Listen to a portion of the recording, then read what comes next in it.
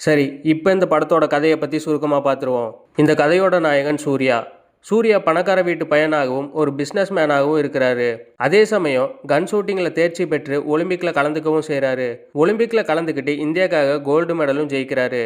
And 40 வயசு ஆகியும் கல்யாணமாகாத ஒரு ஆளாக இருக்கிறாரு. அண்ட் இதுக்கு மேலேயும் கல்யாணம் பற்றின எந்த ஒரு ஐடியாவும் இல்லாமல் தான் இருக்கிறாரு. ஆனால் இவரோட அம்மாவுக்கு எப்படியாவது தன் பையனுக்கு கல்யாணம் பண்ணி வச்சிடணும், ஒரு அழகான குடும்பத்தை ஏற்படுத்தி கொடுக்கணும், அதே சமயம் அந்த குடும்பத்துக்கு அடுத்த வாரிசு வேணும் அப்படிங்கிறது அவங்களோட ஆசையாக இருக்குது.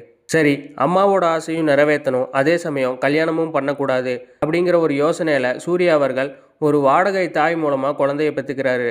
அந்த குழந்தைய எடுத்துகிட்டு போய் அவங்க அம்மா கையில் கொடுக்குறாரு. அவங்க அம்மாவுக்கு ஒரு பயங்கரமான அதிர்ச்சியாக இருக்குது. இந்த விஷயம் ஆரம்பத்தில் என்னதான் எல்லாத்துக்கும் அதிர்ச்சியை கொடுத்துருந்தாலும் நாட்கள் போக போக எல்லாரும் அந்த குழந்தையோட சந்தோஷமாக இருக்காங்க.